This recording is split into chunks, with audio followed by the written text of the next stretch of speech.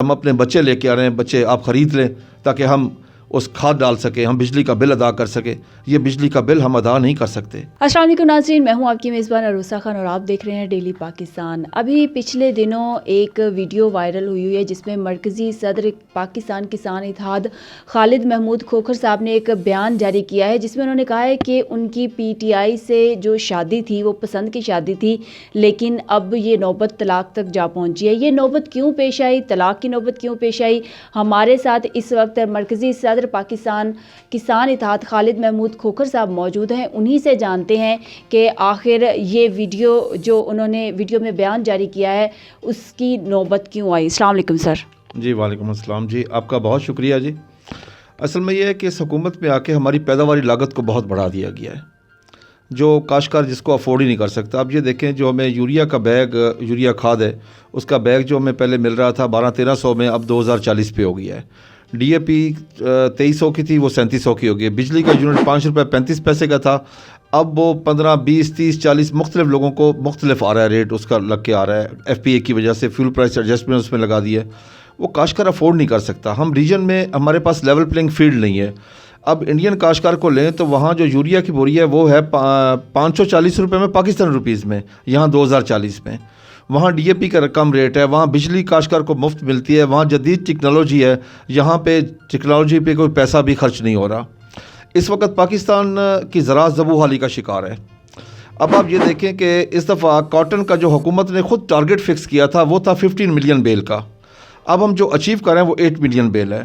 ہم پاکستان کسان اتحاد کے پلیٹ فارم پہ بڑا شور مچایا، ہم نے تمام وزراء کو ہر جگہ پہ کہا کہ اگر جب تک آپ کاٹن کی پاکستان میں امدادی قیمت نہیں دیں گے، اس وقت تک کاشتکار کو جب قیمت نہیں ملے گی تو کاشتکار اس کی لوک آفٹر کپاس کی نہیں کر سکے گا.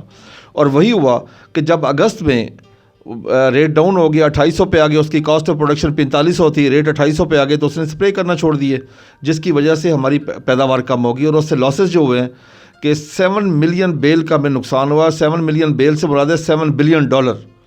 ہم حکومت وقت سے یہ کہہ رہے ہیں کہ آپ آئی ایم ایف سے جو قرضہ لے رہے ہیں 3 سالوں میں آپ کو $6 بلین مل رہا ہے. ہم اپنا جو ایک فصل میں ہم نقصان کر چکے ہیں وہ $7 بلین کا ہے. اور اس کے علاوہ کپاس اتنی اہم فصل ہے کہ اس سے اگر خواتین جو چنائی کرتی ہیں، اگر یہ 7 ملین بیل اور ہوتی ہے ان کو 40 ارب ان کو ملتا. پھر جو سب سے بڑا ماحولیات کا مسئلہ بن رہا ہے کہ کپاس کے 1 ایکڑ کے کھیت سے 60 سے 80 من لکڑی آتی ہے. اب جب وہ لکڑی نہیں ملے گی تو وہ لوگ درخت کاٹیں گے، پھر ماحولیات کا مسئلہ بنے گا. ہم نے گندم بیچی 1300 روپے من پچھلے سال، 1100 سے 1300 روپے من تک ہم میکسیمم ہم نے بیچی، لیکن آج ان کو جو آٹا وہی گندم 2200 روپے من مل رہی ہے. یہ ظلم ہے.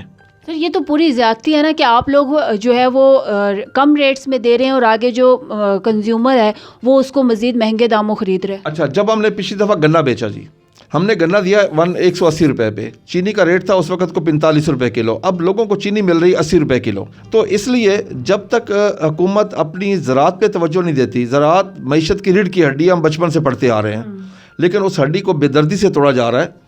اور اس وقت پرائم منسٹر صاحب کو میں نے جو ویڈیو میری وائرل ہوئی ہے جس پہ ابھی تک مجھے وہاں سے کوئی جواب نہیں آیا، یعنی یہ کنفرم ہوگا ہمیں وہ پاکستانی اور انسان تسلیم نہیں کر رہے. اگر ہمارے کاشتکار پاکستانی اور انسان ان کو تسلیم کیا جاتا تو اس وقت تک پرائم منسٹر صاحب ان سے ایک نہیں کئی میٹنگز کر چکے ہوتے. اور میں حقیقت آپ کے اس چینل کے تھرو وزیر اعظم صاحب کو بتانا چاہتا ہوں کہ آپ کے ارد گرد جو لوگ ہیں وہ آپ کو حقائق نہیں بتا رہے.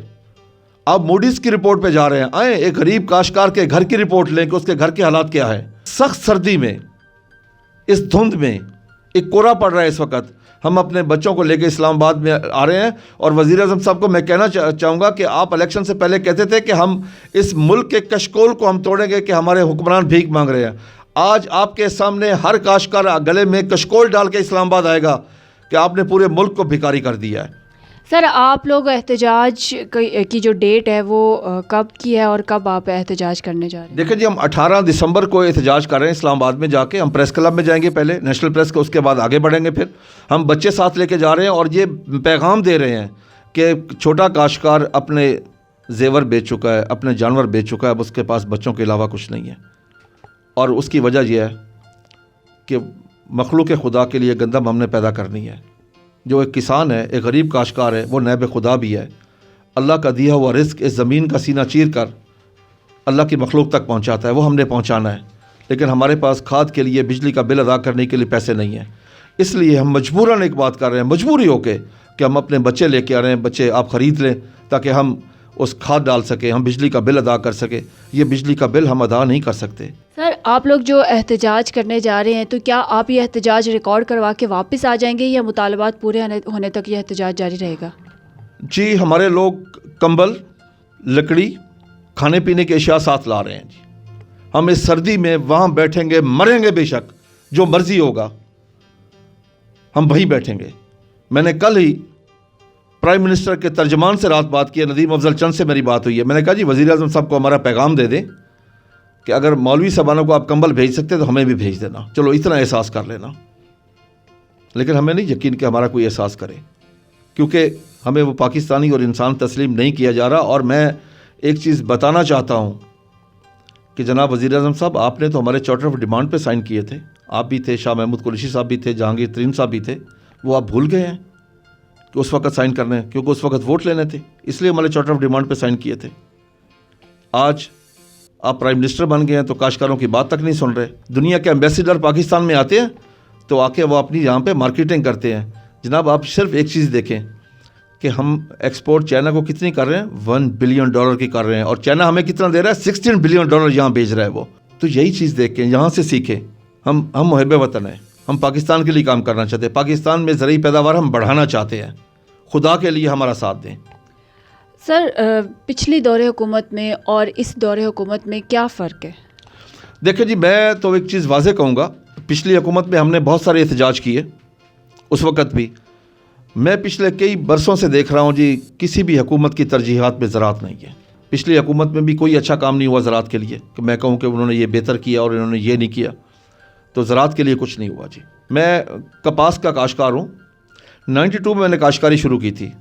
92 میں پاکستان کی کاٹن پروڈکشن تھی 1,28,00,000 بیل, انڈیا تھا 1,10,00,000 بیل. اس وقت ہماری کاٹن بیل کا وزن تھا 170 سے 180 kg. آج ہمارا وزن ہے 150 kg. انڈیا اسی وزن کے ساتھ 170-180 kg کے ساتھ وہ چلا گیا 4 کروڑ پہ, اور ہم آ گئے 80 لاکھ پہ. اور ہم نے کاٹن بیل کا وزن بھی کم کیا. اگر صحیح وزن نکالے تو ہم 60-65 لاکھ پہ کھڑے ہیں. اگر آج ہم 2 کروڑ پہ چلے جاتے تو یقین کر لیں ہمیں IMF کے سامنے یہ کشکول نہ پھیلانا پڑتا. سر یہ آپ لوگوں کا کوئی پولیٹیکل ایجنڈا ہے؟ بالکل نہیں ہے جی. ہمارا پالیٹکس سے, سیاست سے دور کوئی تعلق نہیں. ہمارا جو تعلق ہے سارا پاکستان کے ساتھ ہے. اگر آج ہم حکومت ہمارے ساتھ بیٹھ کے پلان کرے, تیاری کرے, اگر ہم لوگوں کو خالص دودھ اور خالص پاک اور صاف سبزی دے سکیں, ہمارے آدھے ہسپتال خالی ہو جائیں گے. ہمارا کوئی سیاست کے ساتھ, اگر ہمارا سیاست کے ساتھ تعلق ہوتا, کیا ہم اپنے بچے لے کے جاتے اسلام آباد میں بیچنے کے لیے؟ بہت شکریہ سر. ناظرین, پاکستان ایک زرعی ملک ہے اور اللہ نے ہمیں ایک زرعی ملک سے نوازا ہے, اور دیکھتے ہیں کہ ہمارے کسانوں کے یہ مطالبات پورے ہوتے ہیں یا نہیں ہوتے. اسی کے ساتھ اپنی میزبان عروسہ خان کو اجازت دیجیے. دیکھتے رہیے ڈیلی پاکستان. اللہ حافظ.